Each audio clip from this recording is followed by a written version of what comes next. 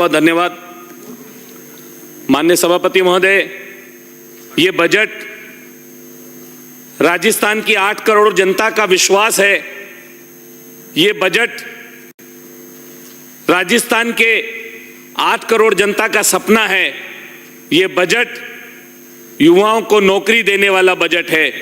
ये budget infrastructure को ठीक करने वाला बजट है। ये बजट किसानों के हित का बजट है।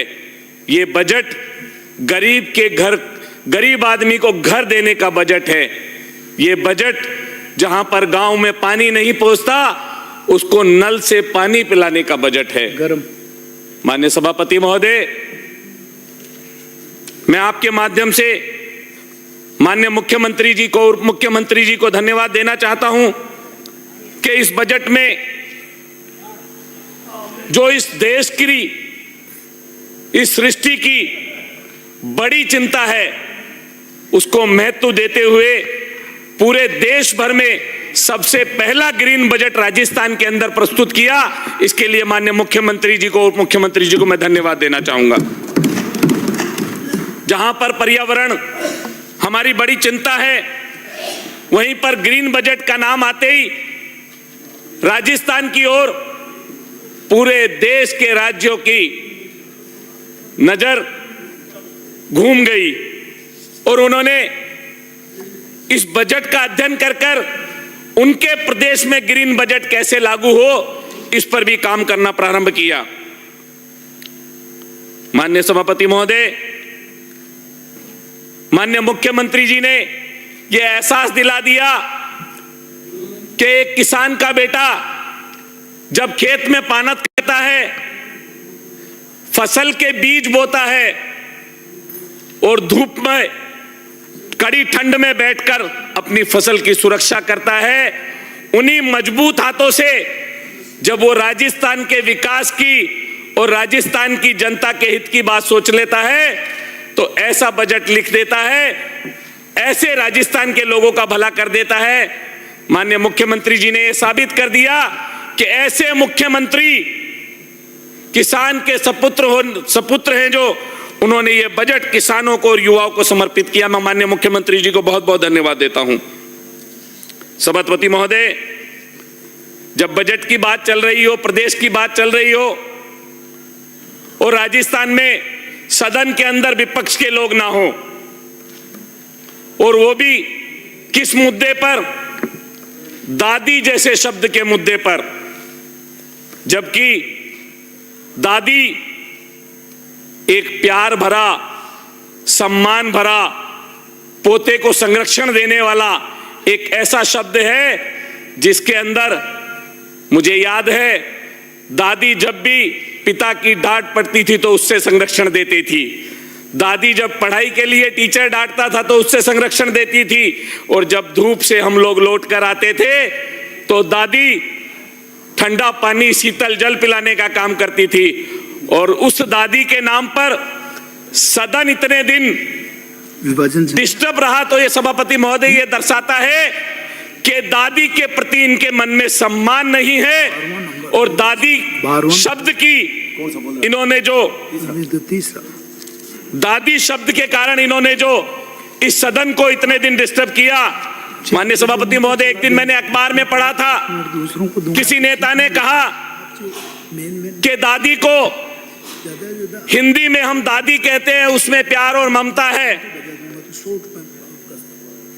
और फारसी में क्या कहते हैं।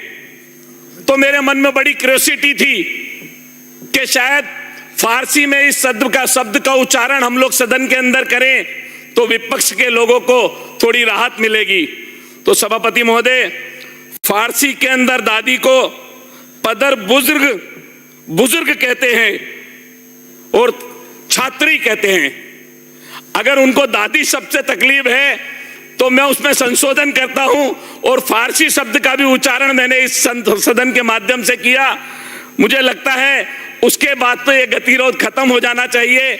और माननीय, और इंग्लिश में ग्रैंड मदर कहते हैं, इटली में मैं पूछकर आऊंगा।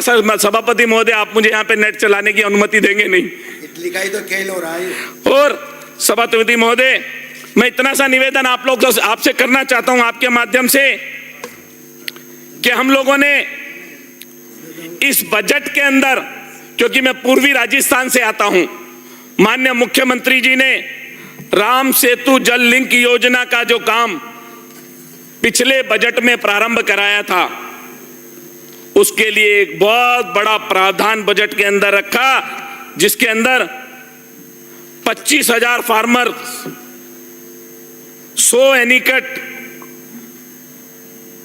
और 11 लाख किसानों को इक्विपमेंट मिलेंगे और लगभग किसानों को इस क्षेत्र के अंदर संचित भूमि के लिए और पीने के लिए पानी मिलेगा। सभापति महोदय, हम बार बार बजट की बात करते हैं, किसानों की आय दुगनी कराने की माननीय प्रधानमंत्री ने जो वादा किया था, माननीय मुख्यमंत्री जी ने उसको भी पूरा करने के साथ साथ पहले बजट में 2,000 रुपए और दूसरे बजट में 1,000 रुपए बढ़ाकर अब किसान को सम्मान निधि के रूप में राजस्थान के अंदर 9,000 रुपए की किस्त मिलेगी। और अभी 3 दिन पहले माननीय मुख्यमंत्री जी ने इस वर्ष की किस्त किसानों के खाते में ट्रांसफर करने का भी काम किया।